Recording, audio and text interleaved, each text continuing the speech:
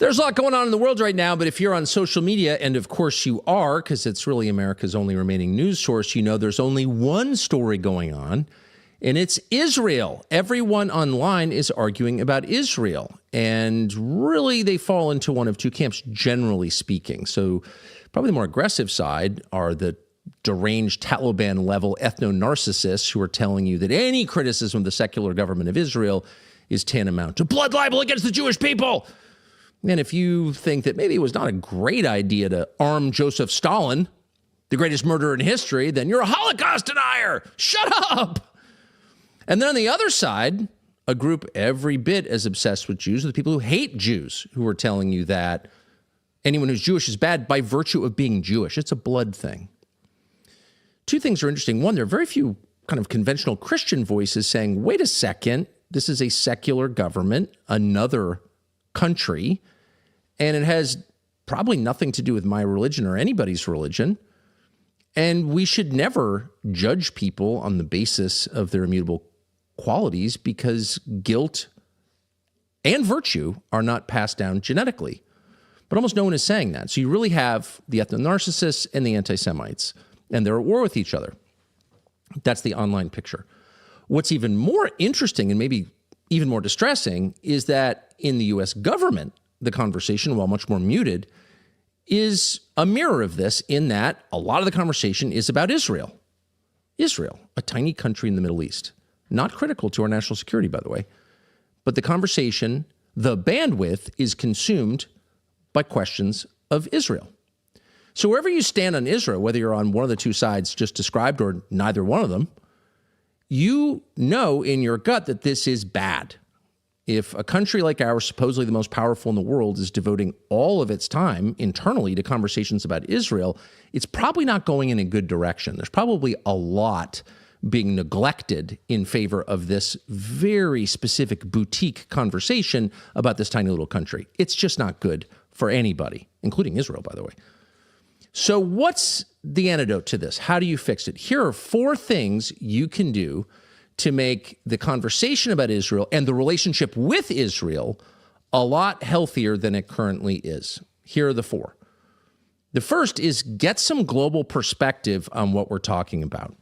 The United States is a nation of 350 million people. It has some of the deepest natural resources in the world. That would include energy and water, agricultural products. The United States, however it's managed, is a powerhouse globally and always will be because its strength is inherent. It's a huge, decisive country in the scope of world history. The United States makes things happen. Israel is not an insult, merely an observation. By contrast, is a tiny and inherently insignificant country, at least geopolitically, in that it has only 9 million people and no natural resources, no meaningful natural resources. So it is insignificant. It is also physically tiny. It's about the size of New Jersey, famously, but it has a much smaller GDP than New Jersey. It is a much smaller economy than the state of New Jersey. It has an economy about the size of the state of Arizona and almost 1/2 the economy of the state of Massachusetts or Illinois. It just doesn't really matter, actually. If you're looking at a map and thinking through, where does power politics go, Israel's not even on the list. Again, it's tiny. It's got the population of Burundi. It's got a smaller population than Belgium. What is this anyway? And yet, despite its objective insignificance, it is the focus of the conversation, but it's also the focus of the spending. So right now, as we speak tonight, there are 2 THAAD missile batteries in Israel. That's 1/4 of the world's total supply of THAAD missile batteries. The THAAD missile battery is an American-made, very high-tech missile battery that takes incoming missiles out of the sky. And 1/4 of the world's entire supply of these is in Israel right now, manned by U.S. troops, by Americans. In uniform or not, they are American military personnel, and they are manning these batteries to protect Israel. And that shouldn't surprise you because since October 7th, 2023, which is a little less than 2 years ago, the United States has spent at minimum $30 billion defending Israel. Huge.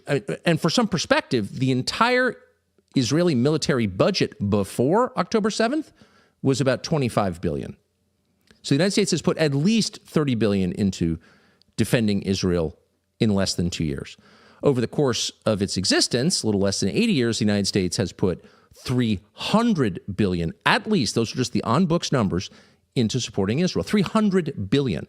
Israel is by far, no one comes close, the largest recipient of U.S. aid over time and currently. So anyone who says, oh, it's just a drop in the bucket, it's totally insignificant, is lying or doesn't know the numbers. By the way, number 2 is Egypt. So why are we spending so much money on Egypt? Well, we're doing it at the request of Israel. So you could probably add that to the tally. It's not an attack. It's merely perspective.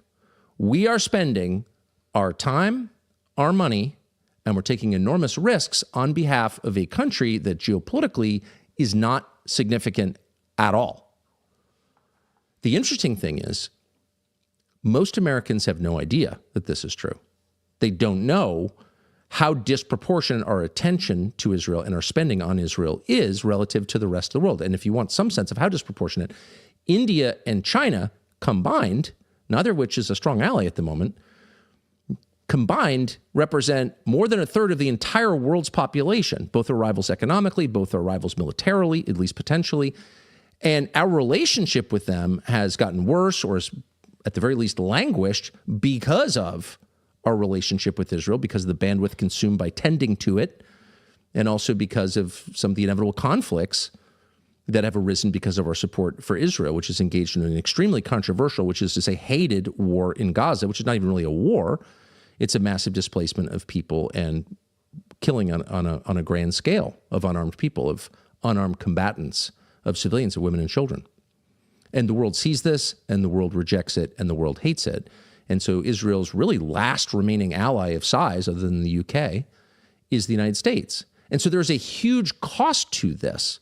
But again, most Americans have no perspective on just how disproportionate our commitment is, because they marinate in lies about this relationship, mostly from our political class, also from the media. But really, if you were to lay the blame on one group in the United States, it's our elected leaders who continuously lie to us about the nature of this relationship, its significance, and they do it generationally. They've been doing it for many decades. Here, and this is just one example, but the most fun to watch. This is Nikki Haley at the Republican presidential primary debate 2023, describing the United States' relationship with the state of Israel. Watch.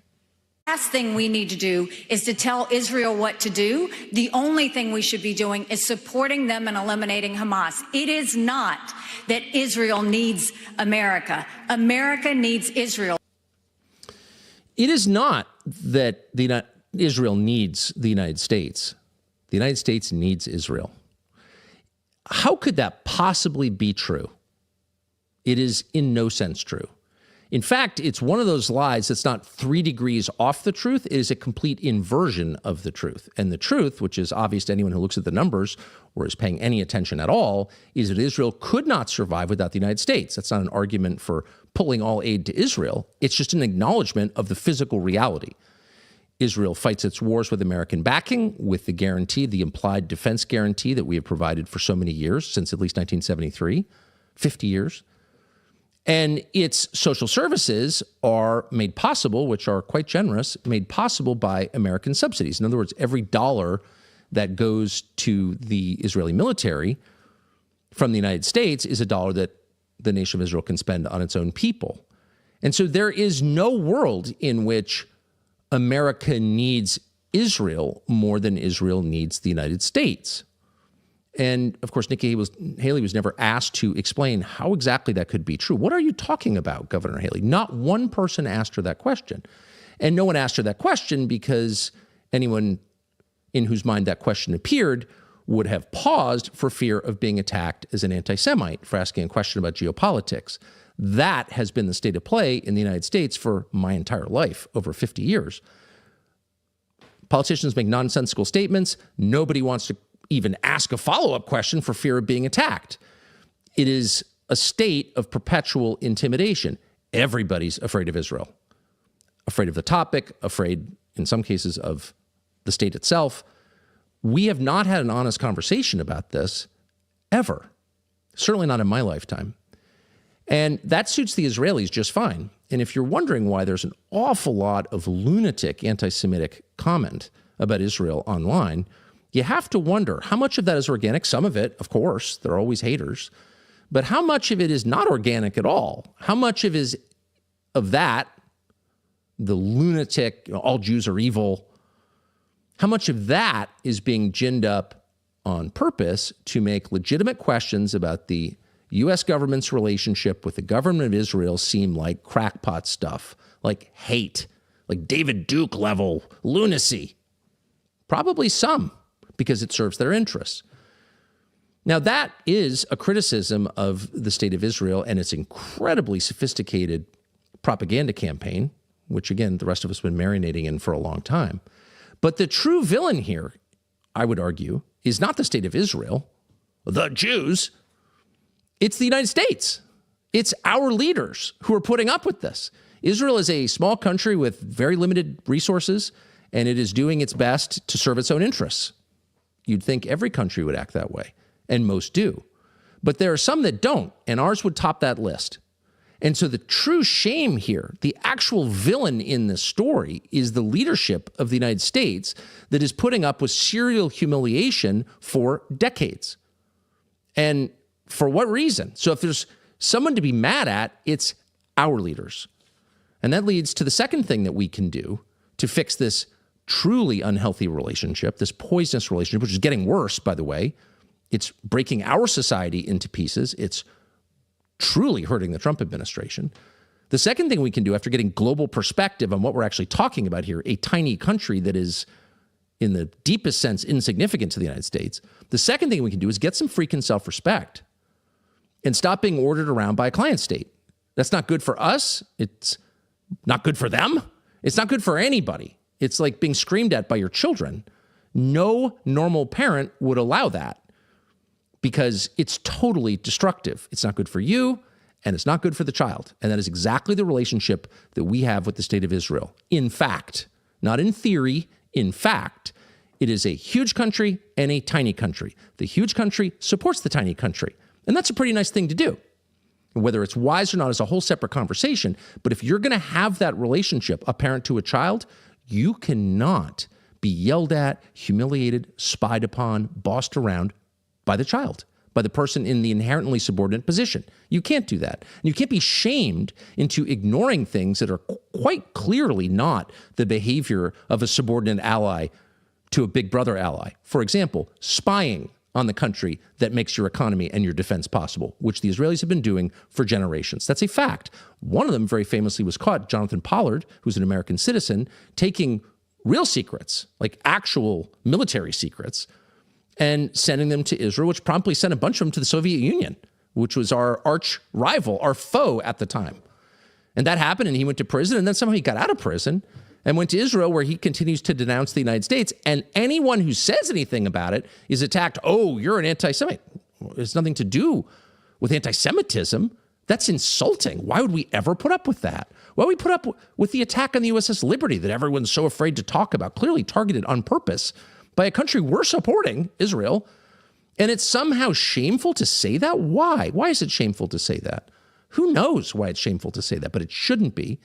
And until we have some self-respect, not anger or hate, but just dignity, it will continue. In June, for example, during the 12-day war, such as it was with Iran, the U.S. and Israel versus Iran, bombing on all sides, during that short conflict, IDF officers in the Pentagon, foreign military officers in the Pentagon, and by the way, they're not the only foreign military officers in the Pentagon, to be clear. There are NATO officers, they're from other countries, British, but there are a bunch of Israeli Defense Force officers in the Pentagon that week. And during that week, ask anyone who works at the Pentagon, they enraged American Pentagon staff by just barging into meetings, giving orders, making demands, and nobody did anything about it. How can a foreign military officer barge into military headquarters, even if invited, but barge into a meeting and start demanding, we want this, we want that, you need to get on this? Huh? The more you allow that kind of deeply unhealthy behavior, the more you're going to get. And that's exactly what has happened. Because of the weakness of our leaders, we have incited predators in a foreign country to take advantage of us. Oh, that's such an anti-Israel thing to say. It's not anti-Israel at all.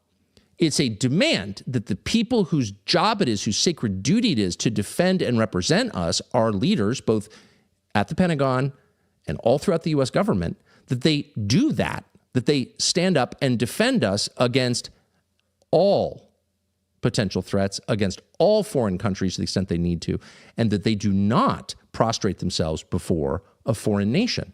That's just basic. Why have a government, especially a strong government, if it's taking orders from another weaker government? And that is the state of play. And it has been for a very long time. And they're not even pretending, to such an extent that the prime minister of Israel goes on television to openly participate in, meddle in internal American politics, taking sides, attacking people, Americans. You wouldn't think it would be his business. He's not an American leader. He's not even an American citizen. Going on television to attack Americans because they're not fully on board with sending billions more to a country of 9 million people? And in case you think that's an overstatement, here is the Prime Minister of Israel, Benjamin Netanyahu, commenting on American politics. We talked about the woke right, and he said, I call it the woke Reich. That's a brilliant observation. The woke Reich, because these people, you know, they're not any different from the woke left. I mean, they're insane. They're movies. But they're actually meeting on some of the things. We have to fight back. How do we fight back? Our influencers. I think you should also talk to them if you have a chance, to that community. They're very important. And secondly, we're going to have to use the tools of battle. And the most important ones are the social media. And the most important purchase that is going on right now is class. Followers. TikTok, number one. And I hope it goes through because it can be consequential. And the other one, what's the other one that's most important? X. X. That's very good. And, you know, so we have to talk to Elon. He's not an enemy. He's a friend. We should talk to him. Now, if we can get those two things, we get a lot. And I could go on other things, but that's not the point right now. We have to fight the fight. It's almost unbelievable that he said that on camera. Imagine. This is a foreign leader bragging about how he's censoring Americans. Again, this guy runs a country of 9 million people that's totally dependent on our tax dollars to exist.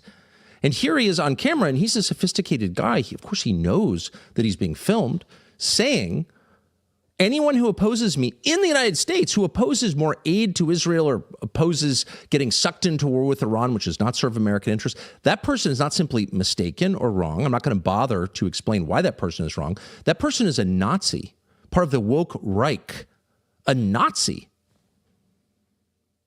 And the only way to fix it is by preventing Americans in the last country on earth with guaranteed freedom of speech, prevent Americans from hearing the other side. And so we push Congress to force a TikTok sale, which is true, by the way. And when that happened, and various members of Congress were like, no, really, it's about China. There were people online who said, no, I think it's really about Israel. You kind of wish it was about China. Here he is just admitting, no, we pushed the U.S. Congress to censor in the United States, to commit censorship in the United States because we think it's bad for us. And we need to talk to Elon. The only reason we have free speech in the United States right now is because of Elon Musk. By the way, a naturalized American, a foreigner, who looked at the United States and said, what's great about that country? People can say what they believe because they're not slaves, they're not subjects of the state, they're citizens of a nation that they own. Free speech is central to the entire idea of America. In fact, it's really the only thing that sets us apart from any other country on earth. It's not our market economy. It's freedom of speech. And here's this guy, a foreign head of state, who, let me restate, is totally dependent on our tax dollars to exist, is saying Americans don't have that right, and he's going to do some kind of secret pressure campaign on Elon Musk to censor X because it bothers Israel, that's the point at which you just say, no, absolutely not. That is not allowed. But since no one has said that, it has continued.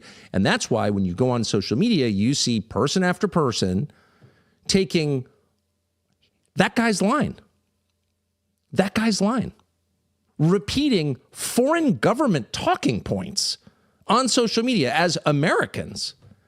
Oh, you can't say that. It's true. It's 100% true. And it's also totally counterproductive, by the way. This is not a sophisticated propaganda campaign. This is a brutal and brutish propaganda campaign where anyone who disagrees with anything is immediately slandered and smeared. Megyn Kelly, who's got to be the single most moderate person on the question of Israel, who said 100 times and means it, by the way, I like Israel. I'm not against Israel, but maybe it's not a great idea to get sucked into one of their wars. We've done that. Let's not do it again. Nazi! Immediately called her an anti-Semite and won't stop. Meanwhile, the actual anti-Semites, and there certainly are some online, never get criticized by Bibi or anyone else in his orbit. That's kind of interesting, isn't it? I wonder why that is. When you have actual anti-Semites, doing videos making fun of Auschwitz, but they get a pass? Maybe things are not quite as they seem. But normal people who harbor no hate toward anyone or try not to are immediately slandered in a way that makes it, in some cases, hard for them to have jobs if they deviate even a little bit. So what's the effect of this? Not that it's up to me to tell Israel how to run its propaganda campaigns, but the effect, just noticing, is that it turns allies into enemies. You can agree on 98% of things, but if you think maybe it was a bad idea to bomb Doha, Qatar, the site of the largest military base in the Middle East, which exists to protect Israel, if you think it was a bad idea for the Israeli government to bomb Doha, then you're a Nazi? Just in point of fact, by the way, Hamas was originally in Qatar because the Israeli government asked them to accept Hamas. That airbase exists to protect Israel, by the way. That was such a reckless and demented move that Mossad in Israel opposed it and wouldn't participate in it because they thought it was too reckless. So to say that there is, quite a bit of latitude for debate in Israel is an understatement. Mossad refused to participate in that. But as an American, on social media, if you're like, I think it's a little crazy that our ally is bombing another one of our allies without even telling us, and then lying and pretending that they had permission from the president to do this, which they did not. If you say that, you're a Nazi, you're part of the woke Reich. This can't continue. It's too crazy. It's counterproductive for them, and it's deeply destructive of our political conversation and of our country itself. Now, the good news is that the humiliation, which has gone, just to give you one more example of the humiliation, which is almost beyond belief. So Israel's our greatest ally. We should never ask anything of them. Of course, you heard Nikki Haley. You hear all of them say exactly the same thing. Protecting Israel is the most important thing. They're our only real ally. If they're our only real ally, why does Israel have a long history of transferring military technology, including American military technology, to China? To China? Most people have no idea that's true. It is true. Why is China running the port of Haifa, Israel's biggest port? Really, if they're such a close ally? And of course, the answer is because from Israel's perspective, we're not a close ally. We're a country that has been willing to help them. But when you only have 9 million people and a limited defense budget, you take help where you can get it. So the loyalty is not requited. It's one way. And I think the good news is that the government of Israel, in particular, the prime minister, Benjamin Netanyahu, has pushed it too far. And he did that in part by running around telling people what he thought was true, apparently. I control Donald Trump. I control the United States Congress. I control the United States. He said that to political allies and opponents in his country. He said it to foreign heads of state. Fact. I control these people. Don't you worry. And by the way, if you kick me out of office, the next guy probably won't have the level of control that I have. He's made that case openly, verbally. He said it out loud. And that was too much for our president. And so in one of the great moments, it was just it was a cool shower on a hot day. President Trump pushed back, not directly, but you can watch this clip and see that he's had enough.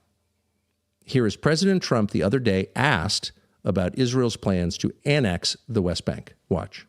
Did you promise leaders this week that you would not allow Israel to annex the West Bank? And is that something that you... I will not allow Israel to annex the West Bank. No, I will not allow it. It's not going to happen. Did you speak with Netanyahu about this directly? Yeah, but I'm not going to allow it. Whether I spoke to him or not, I did. But I'm not allowing Israel to annex the West Bank. There's been enough. It's time to stop.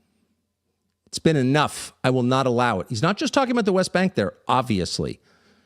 These are political people. They understand when your poll numbers fall dramatically, particularly among the young men who help make you president, you have to ask, why is that? And it's about this issue because it's too humiliating. And people who don't want to see their government bossed around by a tiny foreign power are not haters. They don't hate any ethnic group. They just don't want to be humiliated. And by the way, why should they be humiliated?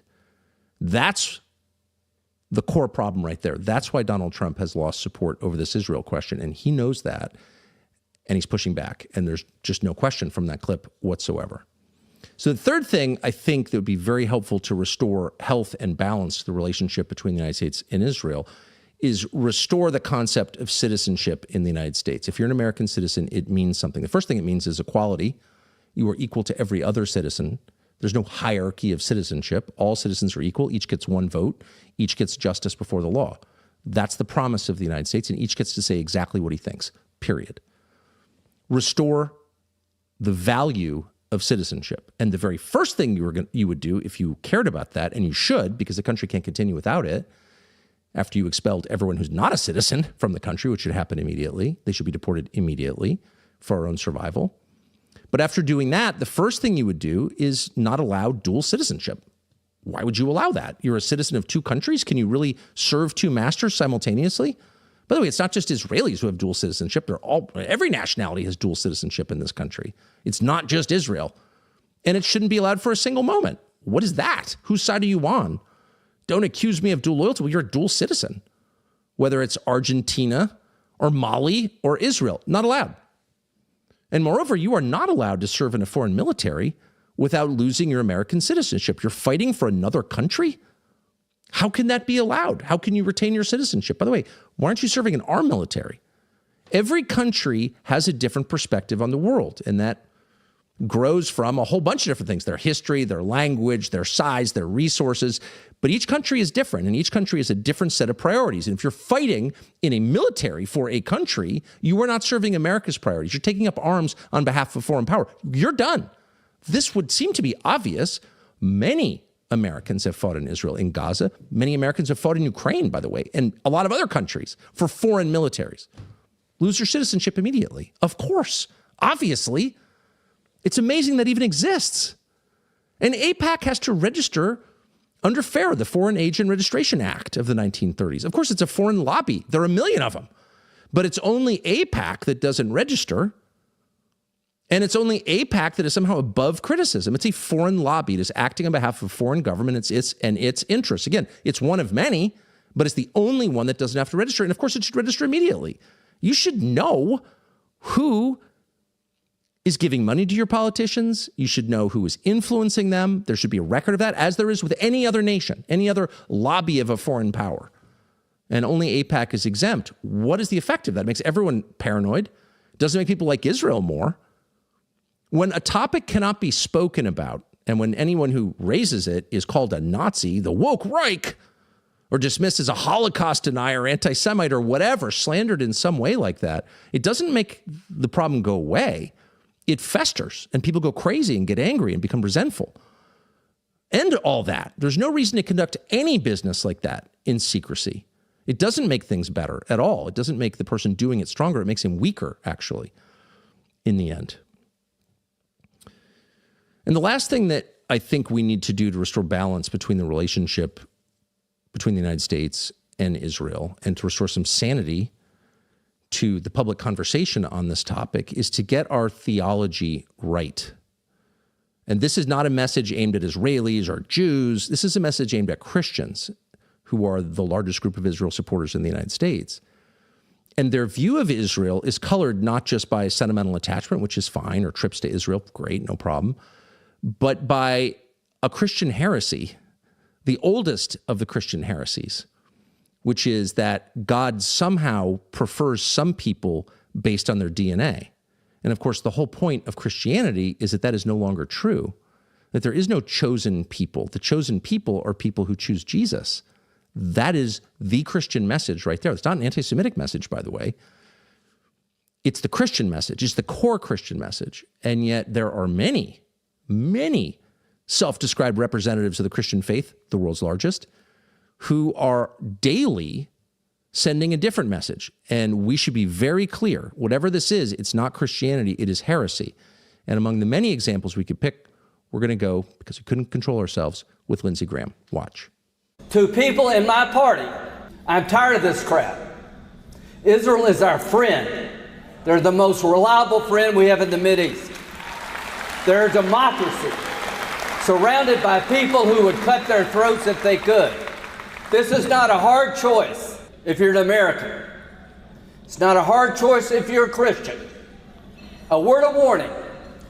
If America pulls the plug on Israel, God will pull the plug on us. God will kill you if you don't support Bibi Netanyahu. That's what he's saying. And there are cheers, unfortunately, cheers when he said that God will kill you. He will pull the plug on you like a quadriplegic in intensive care. You're going to flatline unless you support the secular abortion-on-demand government of Israel. That's the Christian perspective, really. That God loves some people more because of their DNA, that is not the Christian message. That's the opposite of the Christian message. The Christian message is universal. That's the whole point of it. The chosen people in Christianity are those who choose Jesus. The entire New Testament is that story. And anyone who says otherwise has not read it or is lying. God does not prefer you because of your DNA or anyone else because of their DNA, period. So the fact that people can stand up in the United States in 2025 and say something like that, and by the way, not even make the case, just invoke the power of God as a weapon. He will kill you. He'll pull the plug on your country unless you go along with this. We need more war. Listen to yourself. And it's not just Lindsey Graham. It's the Speaker of the House, Mike Johnson. It's a lot of people, some of whom are very nice people.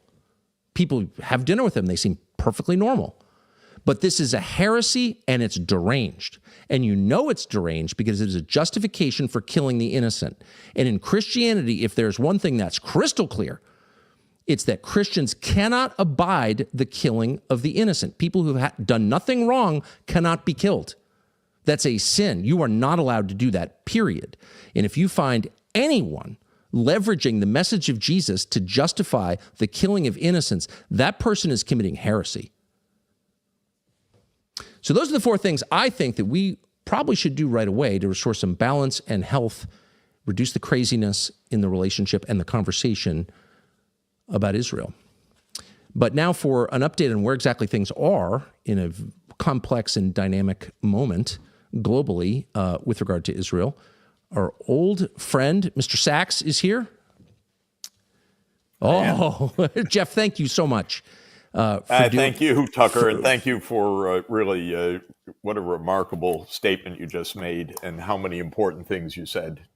Well, it's just bad, and it doesn't need to be bad. And I think this is one place where I do agree with the neocons, some of whom are, they are ethno-narcissists, a lot of them, but they're right when they say, if the national conversation is all about Jews and people are all mad, like that's just not good for anybody. I don't think that's good. We need to de-escalate and pull back.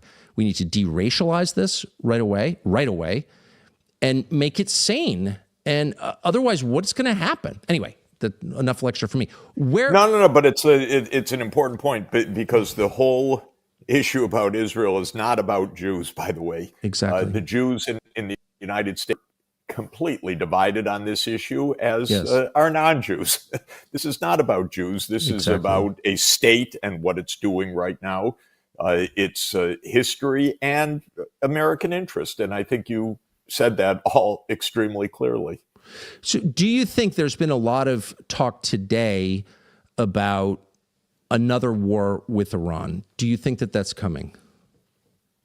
I think it's very likely because Netanyahu is absolutely intent, and he has been intent for nearly 30 years. It's nearly 30 years since he first became prime minister in 1996, in dragging the United States into a prolonged war with Iran. And he dragged the United States, and it's a shame that the United States government went along with it, but he dragged the United States into a war with Iran just recently, and it's extremely dangerous.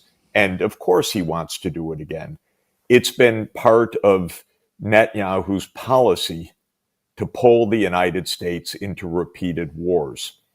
This is why this whole relationship is so completely dysfunctional.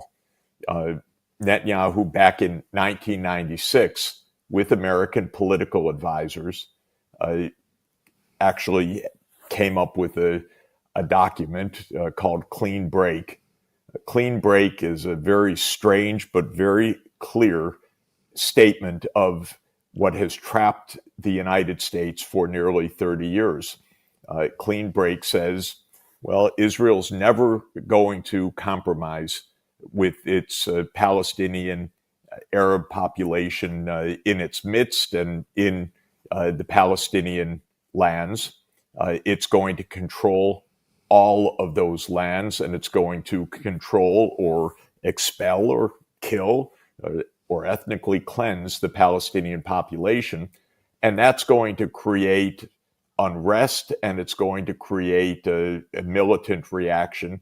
And then what Clean Break says is, yes, that's going to happen, and we will go to war against any other country in the region that supports opposition to Greater Israel, that is, Israel's control over all of Palestine. And there's just one footnote to that.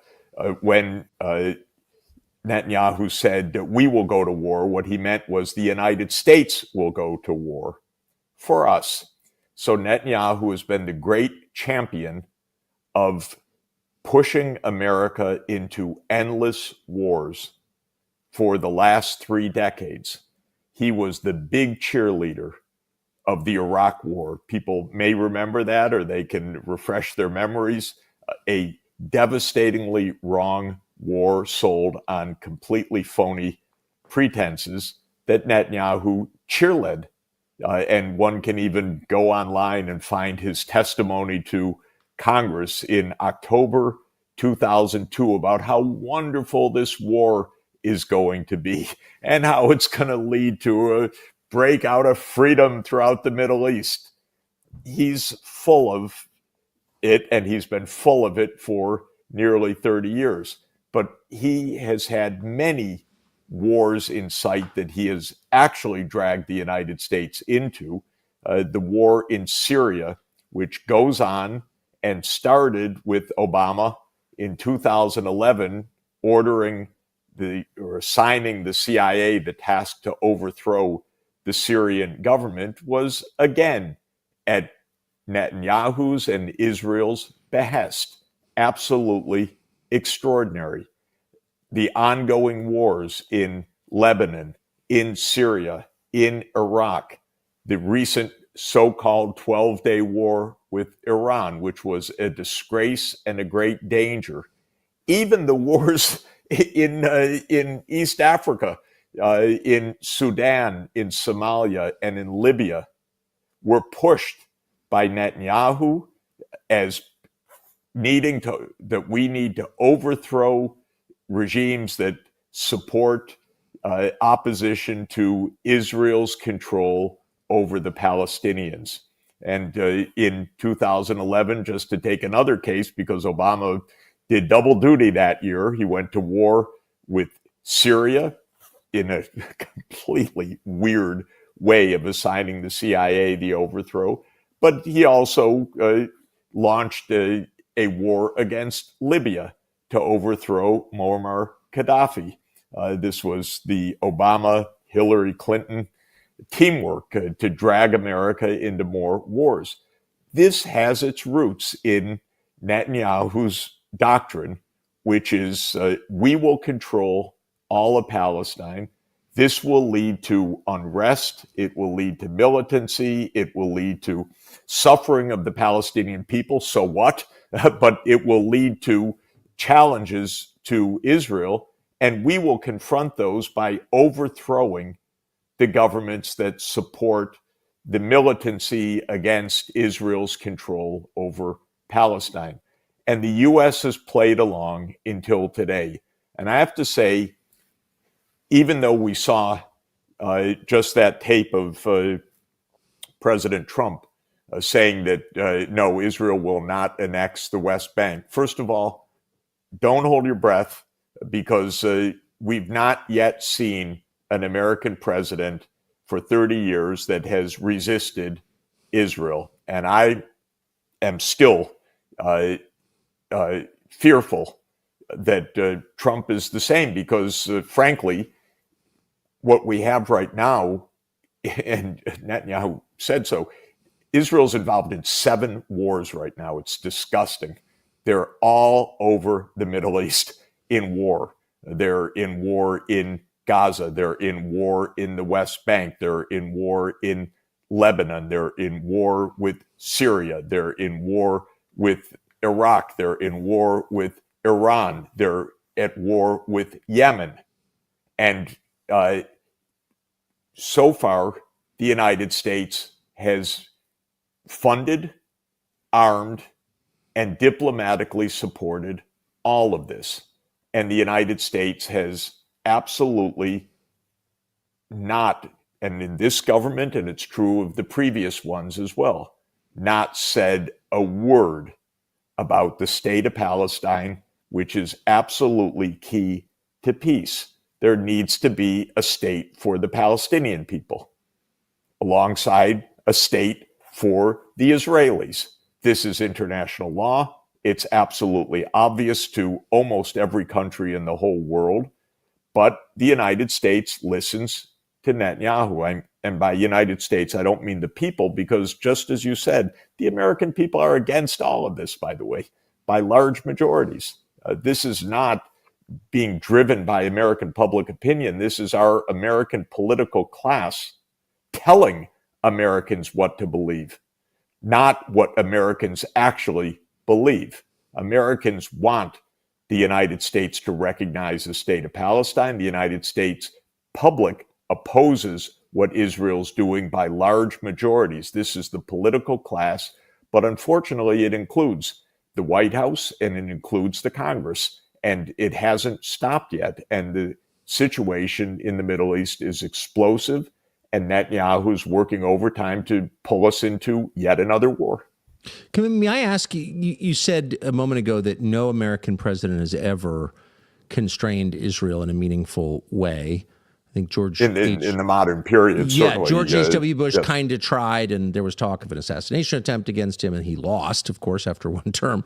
But why do you think that is? Why is a country of 9 million people able to dictate terms to a country of 350 million people? Well, first of all, there's no legitimate reason for that. In other words, there's no intrinsic U.S. interest in any way, whether it's military or security or economic, for this to be the case. There's no moral reason for this to be the case. In other words, one could support Israel without supporting Israel's reckless extremism and militarism and all its wars. And so there's no reason for the United States government to have given a blank check, actually handed our military and our intelligence over to Israel to tell us what to do. There's no legitimate reason for this. The question why this is the case is, of course, I think to all of us, even no matter how much on the inside we are or how many decades we've watched this, a bit of a mystery. Yes. And because I've seen this close up for more than 50 years. And if you ask me, am I really sure why Netanyahu, who is a absolutely disgusting warmonger, who has dragged us into terrible wars, who is committing massive war crimes, why he gets 57 standing ovations in the US Congress? If you ask me in my heart, do I really understand that? Is it the AIPAC lobby, the Israel lobby? Well, partly. Is it blackmail by Israel? Because there's no doubt a lot of credible claims of Epstein and more about blackmail. Is it that? Is it direct bribes? Is it fear of American politicians? Is it the mainstream media, which for a lot of reasons owned by a lot of billionaires that tend to be rather ardent Zionists? Is it the large Christian Zionist vote base, which is also a real thing? To tell you the truth, none of it really adds up.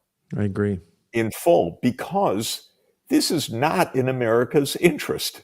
It's not in America's interest to be isolated in the world together with a murderous rogue state, which is, sad to say, what the Israeli government has become. It is the most lawless state in the whole world right now. It's committing massive war crimes.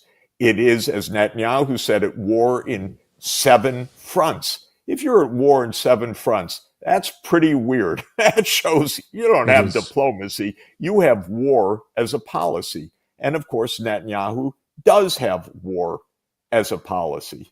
And, you know, Tucker, I am at the UN a lot, so I am in the UN Security Council a lot, listening or participating in UN sessions. And the UN, the Israeli politicians come and they yell at the whole rest of the world. And they yell at them in the most vulgar, stupid, puerile, and absolutely imbalanced and irrational way. And then the U.S. representative says, yes, we are with Israel. So if you ask me why this is fundamentally, first, it's disgusting. Second, it is no rational basis. And third, if it is the money, the lobbying, the mass media propaganda, the really strange beliefs of some people, whatever it is, even all of that, for my mind, doesn't add up, because a president of the United States should be able to figure this out a little bit better, that this is absolutely not in America's interest. And we do not have a military that is to be handed out to another country to do whatever reckless things that country is doing. And right now, Israel is not only doing reckless things, it is committing a genocide. And that is not my opinion. That is the opinion pervasively of both scholars and specialists in this matter, and in Israeli human rights organizations, in countless observers inside Israel and observers all over the world. So the U.S. is actually, and I'm sorry to say it, complicit in genocide right now. Of course. A president should be able to figure this out. And they don't. And so when you ask me this question, I can give you a list of answers, but somehow it doesn't add up for me, because this is not so hard to figure out that we are on a terribly wrong track. I agree with you completely. I've thought about it a lot, and you don't have to hate Israel, which I don't. to ask like why the serial humiliation rituals and no one ever says, basta ever. And I do think people perceive a deep threat. Well, I know that that's true. I wonder if the attack on Doha, on Qatar, and in general, the kind of nonstop effort to malign Qatar is the most important player in U.S. politics. It's also deranged. It's all projection. But I wonder if bombing a close U.S. ally, kind of critical U.S. ally in that region, Qatar is a critical U.S. ally, just to be clear. I wonder if that was like too much. I wonder if that was the beginning of the end for Bibi. I have to say, there's been a lot that should have been the beginning of the end going back 30 years, going back to the Iraq War and even before that. Starving a population in Gaza, as Israel is doing right now, should have been enough, even without the bombing of Qatar. But yes, Qatar was an extraordinary event. Israel says, we don't have to obey any laws anywhere. We will go anywhere. We will murder anyone. It's a murder operation, Mossad especially, but also this was the Israeli military in this case. They, and interestingly, what were they trying to do, according to them in Qatar? They were trying to murder the negotiators of Hamas who were considering a ceasefire proposal. Now, I find it pretty strange that you murder your counterpart negotiators as they're considering a proposal. But this is actually normal behavior of the Israeli government. They have done this repeatedly now, that they murder precisely those who are negotiating. And the United States has been party to this. That's really awful and dangerous and absurd. What was that war in Iran about? It was a disgrace. But what it was about was Israel trying to stop a negotiated solution to the question of Iran's nuclear program. And people should remember that the U.S. Bombing of Iran took place a couple days before what was supposed to be the sixth round of negotiations with Iran that were reportedly progressing productively. There were serious things to be discussed, and Israel typically went in and assassinated as many people as it could that were involved in those negotiations, that were in senior reaches of the Iranian government. And then the United States joined in. By the United States, I mean President Trump and the military joined in the midst of a negotiating process. Israel murdered the negotiators of Hezbollah. Israel has repeatedly murdered counterparts who would negotiate. Israel's right murdered its own prime minister who was trying to negotiate a peace, Yitzhak Rabin. This is the mode of operation of this extremist Israeli government that our politicians support to the hilt. And they do it knowing that what Israel is propounding is an absolutely extraordinary and deadly policy. And just to put it one more time, what Netanyahu and his coalition represent is a claim that is called Greater Israel, or Eretz Yisrael Hashlema, which in Hebrew is the Greater Israel. And the claim is that Israel will control all of the lands that were the British Palestine. Britain, after World War I, took imperial control over Palestine. As usual, Britain left a disaster. This is Britain's way in the world. And instead of a Palestinian state for the 8 million Palestinian Arabs and a Israeli state for the 8 million Israeli Jews, what Netanyahu and his coalition want is that Israel controls all of the land, including, therefore, half the population that are Palestinian Arabs. Of course, they want to expel them. They're very clear about that. They want them out. They want an Arab-free land of Israel. It's unbelievably violent and destructive what they're doing.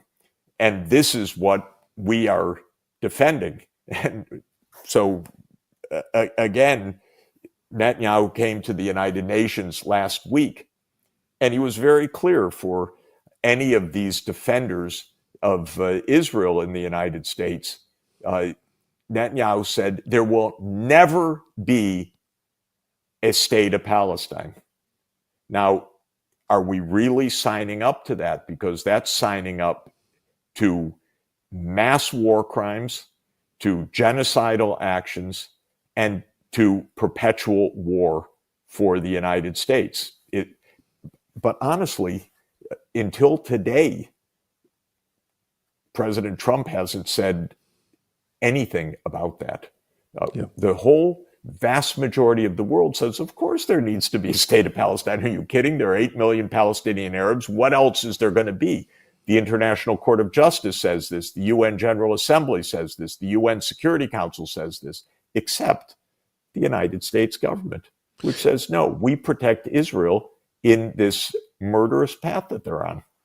It's remarkable. It's nauseating to me and shocking to me that any Christian could support this, especially with the enthusiasm that they do. And God is going to have to judge them, but I just think that's it's a little strange, by the way, even when yes, it is a little strange when Senator Cruz, when you asked him about this, he couldn't even quote the Bible right, by the way. You asked him, and he said, well, God says that I will bless those who bless Israel, which is, by the way, not what Genesis says. No. It says, I will bless those who bless Abraham. This is a little bit different. And he couldn't even quote the passage properly. But it was in that name that he said, this is why we have to do it. It's like you just heard, we were just listening to Lindsey Graham. They can't even quote this so-called scripture that's telling them what to do. It's so preposterous and sad. Its effect is to really distort American politics. I thought we agreed during the Russia hysteria of the last administration that it was wrong and illegal, actually, for a foreign government to control our politics. Like, I thought we all agreed on that. I've always felt that way, no matter what the government. Russia was not controlling our politics. That was the lie there. But the truth was that's wrong. And now it seems like our entire national conversation is about this tiny, totally irrelevant little country with one great city, Jerusalem, but geopolitically irrelevant country. And that's at the behest of a foreign government who's openly saying, you don't agree with us, we're going to censor you. How can that stand? How can a foreign leader call for censorship of American citizens, and then all those little satellite groups, the ADL, AIPAC, all of them, all push that, and then the Congress obeys? Like, that seems to me, that's got to be a red line, no? There's so many big lies in all that is said day by day, but the biggest big lie in this regard is, as you noted rightly, to say that those who are against Israel are anti-Semites. Well, exactly. I happen to be Jewish. I'm aghast at what Israel is doing, because Israel is a state. It is, first of all, not a religion, and least of all is it a reflection of 2,000 years of Jewish culture, which is not what Israel is about at all. And to say that it's anti-Semitic to oppose a genocide or to oppose all of these wars that Israel is provoking is obviously a big lie. But that is what is propounded. And it's strange to hear this, especially because when one understands the history of Israel and the history of Zionism, which is the political philosophy calling for the state of Israel, people should know it may sound a little strange in our current context. Religious Jews were against Zionism at the start. Yes. This wasn't even a Jewish religious movement at all. This was a group of basically secular Jews in Eastern Europe, and the rabbis of the day told them, no, don't do this. This is a bad idea. This is not what Judaism is. This is just going to create a tremendous amount of trouble. And so this idea that being critical of Israel is somehow being anti-Semitic, which is what is being used as a cudgel against American society right now and against American universities, but pretty much across the board, is not only wrong and absurd, but completely against the true history of these issues. And there's a lot that can be said about it, but one thing that is an illustration of this point. Israel emerged from British imperialism. Actually, the modern Zionism, so-called, which was the idea of creating a Jewish state, was a British Christian idea in the 19th century. It did not start as a Jewish idea. It was a British Christian idea. In a Jewish tradition of 2,000 years, Jews were to live anywhere, and they were to make their faith anywhere at their local synagogue. They didn't have to be anywhere in particular. There was no land idolatry. There was just a set of religious and ethical tenets. That was it. And there was not only no mass call to have a Jewish state, that was viewed as heretical, a term that you used earlier. In one of the guiding texts of religious Judaism, the Talmud, there is a part called the Three Oaths, which rabbis in the early centuries AD wrote and compiled. And this part, the Ketubot 111, says, don't return to Israel en masse. Don't. Because it'll just create trouble. Live peacefully where you are.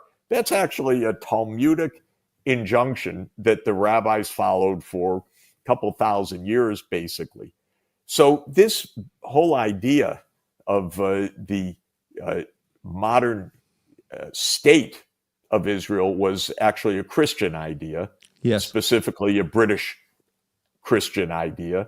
And it was an Anglican reverend who kind of gave this idea to Theodor Herzl, who was a secular Jew in Vienna in the last years of the 19th century.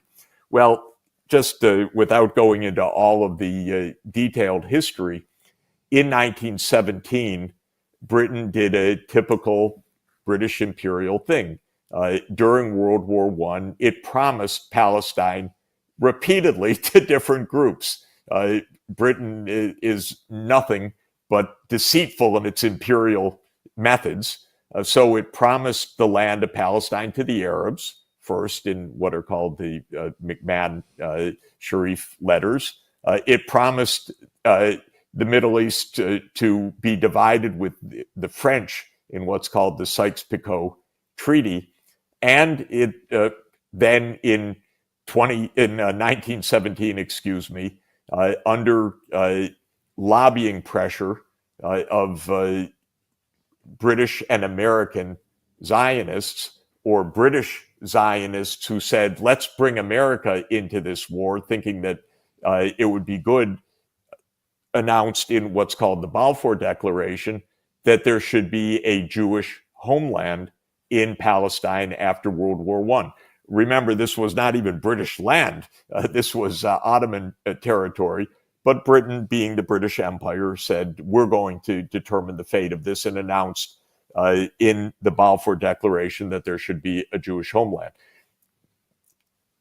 Now, there was one Jew in the British cabinet in 1917, Edwin Montagu. What was that one Jew's reaction to the Balfour Declaration, which was issued by the Foreign Secretary? It was to oppose strongly, strenuously, the Balfour Declaration. What did Montagu say in a famous letter? He said, why are you doing this? We don't need a Jewish homeland. Jews are a religion. They're not a nation. They don't need a nation. And if you do this, you make me seem like I'm not British. I am first British, thank you. I happen to be Jewish, but I'm British. And if you say that now, oh no, the Jews are in the state of Palestine, that's where their homeland is, you're going to make it seem like I'm less British. And this is how many people have felt over time. And I, as an American, completely, totally resent when Netanyahu says we're the state of the Jewish people. Nonsense. It's revolting. I happen to be Jewish, but Israel is not my state. The United States is my state. And it's revolting to be told otherwise. Who the heck is he to tell me this? Who the heck is the Israeli government to declare such a thing? Complete nonsense. And so the history of all of this is completely different from what is thought. And the claim that it is anti-Semitic to be against the ghastly things that Israel is doing, stopping food shipments into Gaza to starve people, destroying all of the infrastructure to make Gaza a place of 2 million people unlivable, murdering more than 60 million people, the significant majority of whom are women and children. And then to be told, no, you can't say you're against that. That's anti-Semitic. This is a preposterous propaganda, not a reality. It has nothing to do with this in reality. And Zionism is not Judaism. It is a political ideology, and the extremist Zionism of Netanyahu and his cronies, Smotrich and Ben-Gvir in particular, who are murderous members of this government. This is an extremism that is completely disgusting and has nothing whatsoever to do with Jewish beliefs or Jewish ethics. I think one of the reasons that religious authorities in Europe at the time of the Balfour Declaration, some of them thought this was a bad idea, is because, the point of being in the land of Israel, biblically, was because the temple was in Jerusalem on the Temple Mount, right, where Abraham brought Isaac. And that was the center of the religion until 70 AD when the Romans destroyed the city and the temple. And now, and then subsequently, of course, the rise of Islam, Al-Aqsa Mosque, third holiest place in Islam, was built on that site. And the foundation is called the Western Wall, the Wailing Wall, that all of our politicians go to. The question of rebuilding the temple is almost never discussed publicly in the United States, but there is a huge effort, by the way, bankrolled by a lot of Christians, just to be completely clear, in the state of Texas, for example. There's a whole foundation, a number of foundations designed to abet this. But there is this kind of behind-the-scenes push to rebuild the temple in Jerusalem, which would require destroying the third holiest place in Islam, the mosque, the Al-Aqsa Mosque. I've talked to a bunch of people about this who think that it's imminent, that it's not crazy to think that that mosque would be blown up in order to make way for the third temple. Do you fear that? If that happens, what happens next? Well, the extremism on display in Israel is, as I said, the most lawless in the world today. Israel is the rogue state of the whole world. Israel flagrantly violates every limit. Israel goes to war where it wants to. It murders foreign leaders where and when it wants to. It acts with complete impunity and disdain. And Netanyahu thinks that he controls, and maybe he does, the U.S. government, so that whatever he does, he thinks he can get away with. So there's no doubt that there is a third temple movement that is part of this coalition. No doubt that there are people in this government who have absolutely no limit, who talk openly about, well, they've already said to make Gaza completely uninhabitable and unlivable. That is ethnic cleansing or genocide or a combination of the two. Well, such people do not have limits.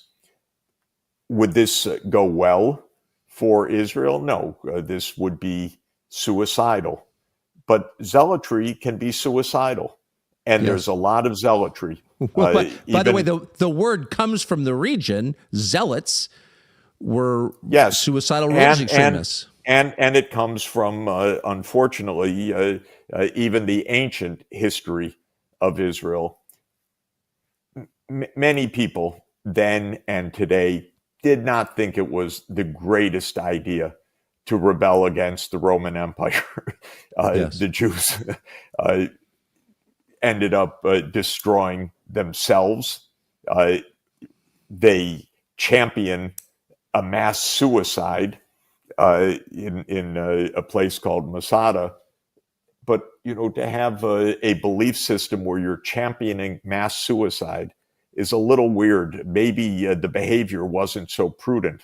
Yes. Maybe it wasn't so wise to be as completely extremist as you thought. And it's not so wise for Israel to be completely extremist and disdainful of every other place in the world, thinking that the United States has your back, so to speak, when in fact, as we said, it's a little strange that the U.S. Politicians do every order of Israel up until now, but the American people are fed up with this. Yes. They're disgusted with this. And eventually, in our political system, that tends to move the politics a bit when you have 70% of Americans saying, stop, this is hellish. What Israel is doing is completely terrible. That will eventually even enter the consciousness of our political class. So if you ask me, are there forces in Israel that could do this? Absolutely. There are those who would do it tomorrow. This is a coalition government that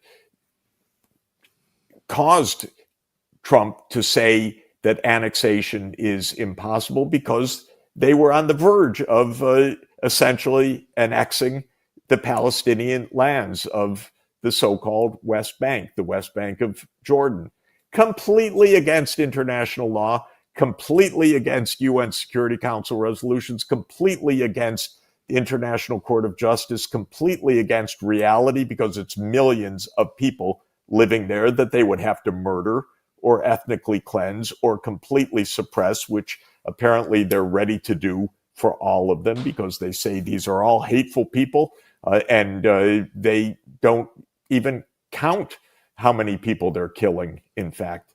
So, yes, of course they're ready to do what you said.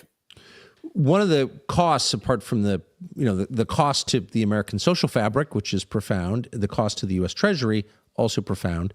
It does seem like we're in a moment when the world is completely realigning. I know that you are right in the middle of that and have been your whole life. And so I think you see it a lot more clearly since you're out of the country so often. But the huge population centers and the economic centers of the world, which would be India, China, to some extent Russia, but Indonesia, like huge countries, bigger than the United States, economies growing much faster. They all seem to be kind of aligning against the United States and Israel. Or am I imagining that? Well, let me just say, with regard to this Israeli genocide and extremism, almost the entire world knows what's happening, sees what's happening, and is against what's happening. In this regard, the only significant state that supports Israel is the United States. So it's essentially two against the world. As I said, I go to the UN a lot and I watch vote after vote. And there have been several votes in the last couple of years showing that this is the overwhelming view of the world, that Israel needs to end its rogue behavior. It needs to stop the mass murder. It needs to stop the starvation. It needs to return to its borders, stop the wars all around it, and enable the state of Palestine to exist and to function. And just to give you a few points on this, in several resolutions calling for a state of Palestine or Palestinian political self-determination, there have typically been, out of the 193 UN member states, around 180 saying, of course, Palestine has the right of political self-determination. And there have typically been 8 or at most 10 opposed to that. So around 180 against 10. Who are the 10? The 10, of course, are Israel and the United States. And then Micronesia, tiny, Nauru. Yeah. Yes, Micronesia, Nauru, Vanuatu, Palau, Papua New Guinea. If people want to follow them on a map, these are tiny dots in the Pacific Ocean.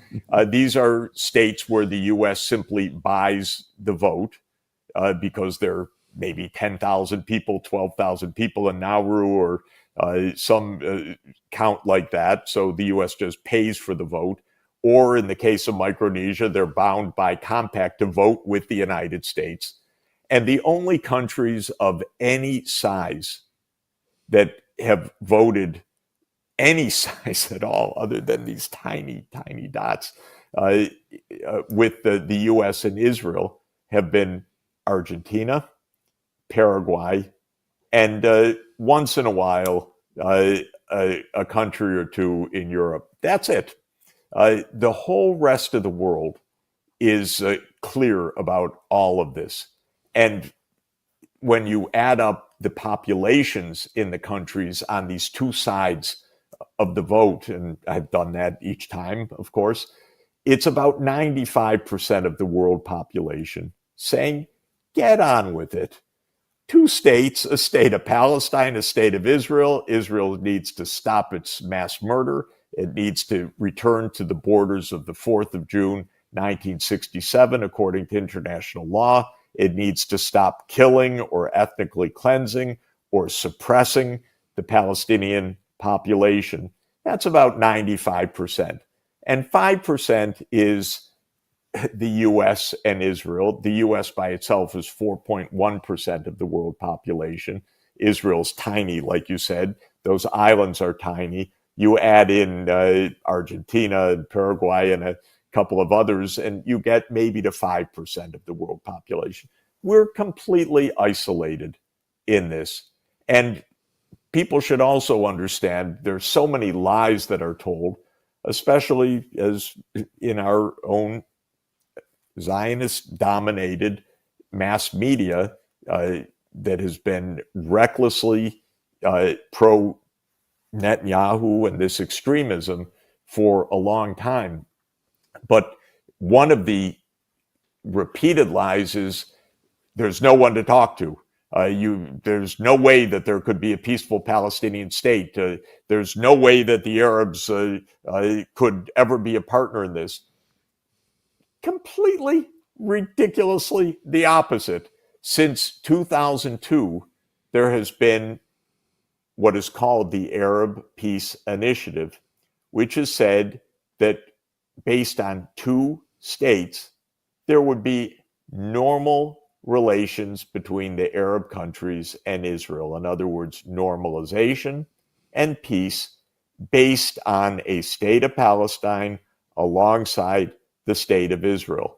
And that has been propounded by Saudi Arabia and the rest of the Arab countries nonstop. It has been supported nonstop by what's called the Organization of Islamic Cooperation, which is the 57 Muslim majority countries of the world. They say, yes, normalization. Two states. Israel stops its rampage. Israel stops its delusions of greater Israel. Israel stops its ethnic cleansing and murder of the Palestinian people. Then there can be peace. It's not even hard. This is what the whole world says. Now, the United States has used its muscle, its dollars, its threats, even giving visas. It denied visas to the Palestine Authority to come to the United Nations last week to be part of the debate about this issue. It wouldn't even grant visas because the U.S. has been so in lockstep protecting this extremism up until now that we just are stuck. And everything that's said, that this is anti-Semitic, that there's no one to talk to, that there's no possibility of peace, it's all lies. And now about 155 countries formally recognize Palestine, including, despite the ardent U.S. pressure of recent months, Britain and France and Australia and a number of other European countries just last week said there has to be a state of Palestine. But until this moment, the Trump administration won't say the obvious truth, because to this moment, we're still trapped in this hold of this extraordinary giveaway of American foreign policy and the whole American military and intelligence operations to an extremist rogue government. Netanyahu is despised, I think, by a lot of people in the U.S. government.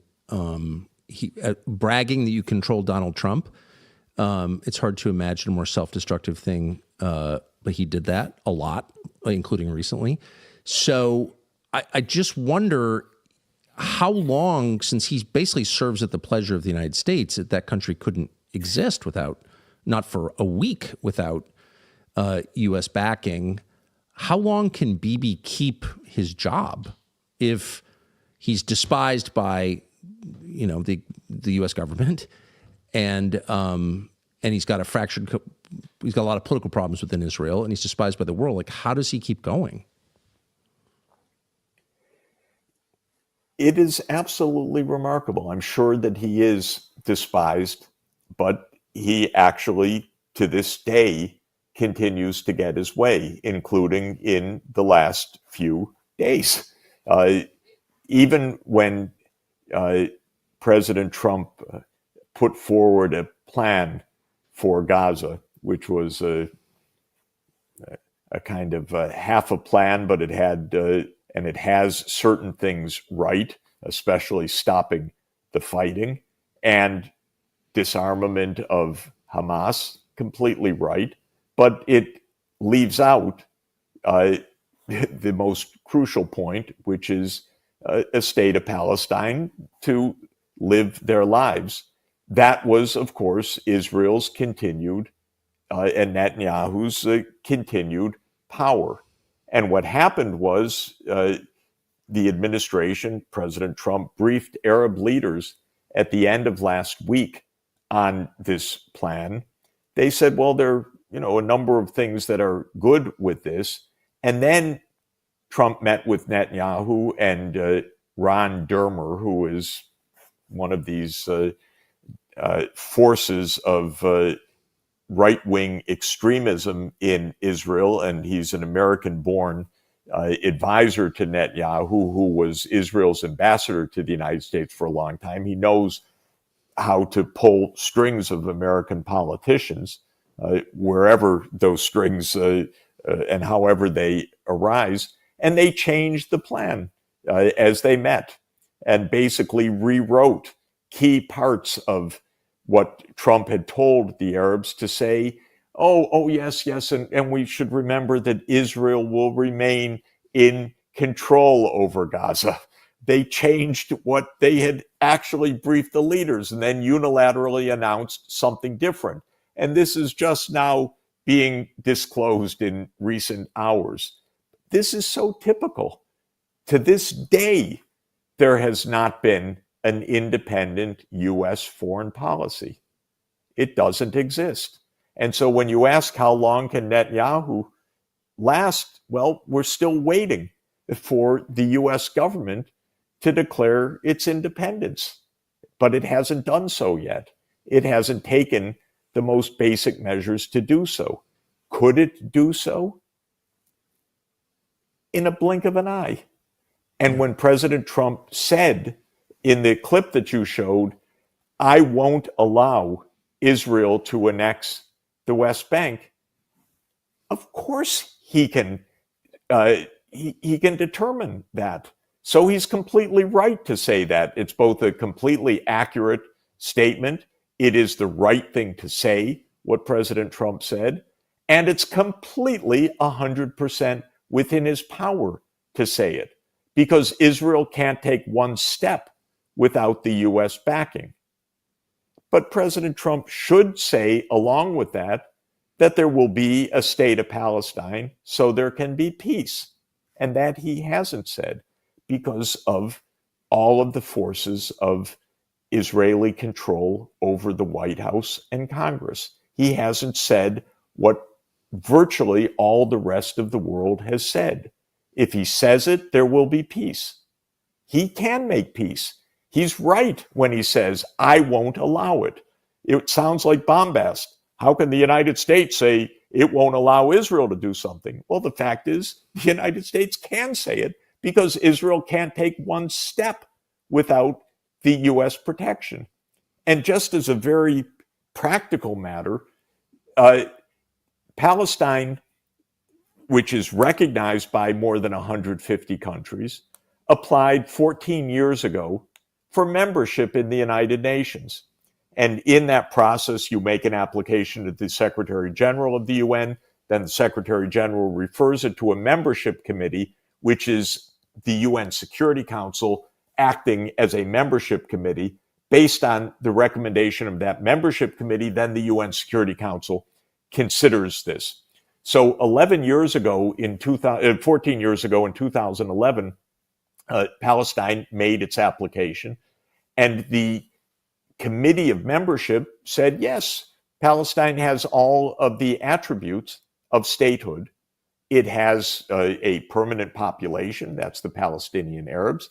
It has boundaries, which are the legal boundaries of the 4th of June, 1967, not the boundaries of Israeli illegal occupation, but the legal boundaries, 4th of June, 1967. And it wants to enter the UN as a UN Charter abiding country. Those are the criteria. So the membership committee said, yes, of course, Palestine qualifies. At the time, what did the U.S. government do under Obama? Well, Obama was under complete Israel control, like all of American presidents are. And so he said to the Palestinians, no, don't push so hard. You'll get it very soon. But right now, just ask to be an observer. You don't have to be a member. So the Palestinians listened to the wonderful president of the United States, and they took observer status.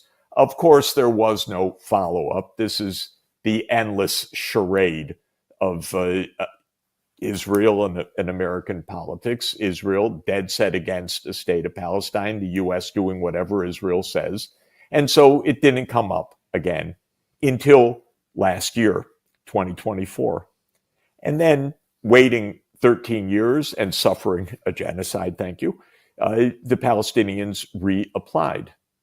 Since they already had the decision of the membership committee, it went straight to the UN Security Council. What happened in the UN Security Council? This is under Biden. Of course, they vetoed statehood. It was the one veto.